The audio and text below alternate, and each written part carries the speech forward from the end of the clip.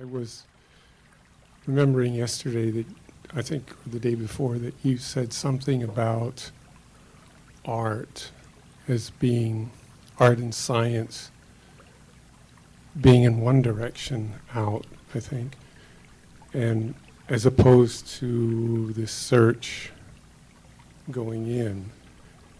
And I make art, and I'm always interested to hear about it. And so I was wondering if you could speak a little bit about what you mean by that, by art being something that is in that outward direction, if I understood that correctly. Yes. Well, what I meant, it's a generalization, it's not always true, but what I meant was that, for instance, if you're a painter, you may start painting an object or a collection of objects or a landscape. So you start looking out there at nature, you start looking at objects, and you go deeper and deeper and deeper and deeper into that exploration. The mystic goes the other way. The mystic starts with the question, who am I? And goes apparently this way, apparently inwards, towards the source of the I. So one goes outwards towards the isness of the world, and the other goes inwards towards the amness of the self.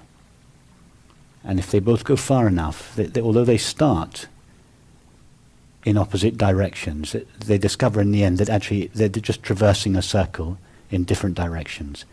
And if they go far enough, they end up in the same place. That the isness of the world is the amness of the self. It is the same thing. And the process of art, one way of describing it would be to explore and reveal the isness of the world. That's what Cézanne said about painting. He said that painting is not about copying nature, it is about the realization of one's perceptions. Yeah, that's what I try to do, yeah.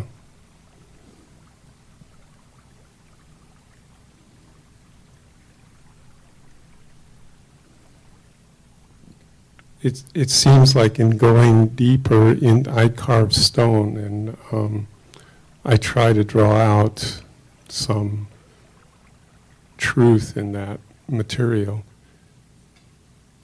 for me. And so in going deeper into that, it also becomes a process of self-discovery. Yes. So when it's you're kind of a reflection. When you're carving stone, you want to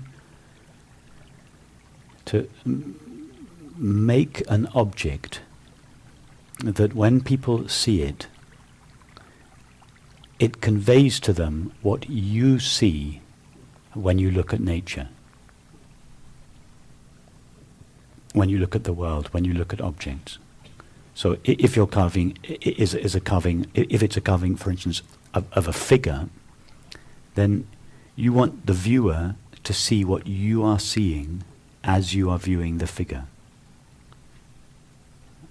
And the way to view the figure is similar to the way in which we were exploring the body. If you see in a way that is consistent with the understanding that we are speaking of here, then somehow what you make will be infused with that understanding and will deliver that understanding in the viewer.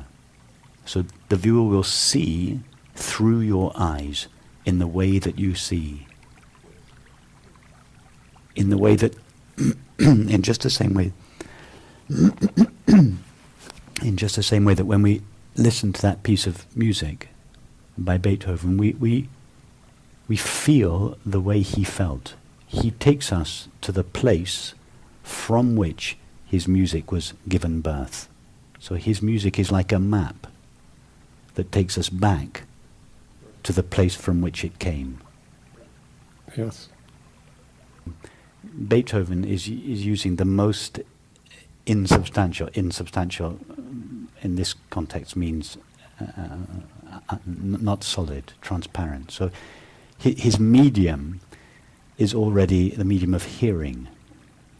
Right. The substance of his art form is already transparent. You can't catch it. You can't. So it's an easier medium. Your medium is more difficult because it's dense, it's solid, and what you're trying to convey in your art is not the density and solidity of your perceptions. It's not at all, and that creates a huge challenges. Yes, so that's the particular challenge that you have in relation to your art form, and all artists have specific challenges where they come up against the limitations of their chosen art form, their materials, their processes, and those when you come up against those challenges, it is precisely the struggle that you have to go through those challenges that extracts from you something deeper. Yeah. So those challenges are cooperating with the process of bringing out or revealing something deeper in your work. Although they're very frustrating for the artist, they're actually exactly what the artist needs to extract this, to tap into this deeper vein.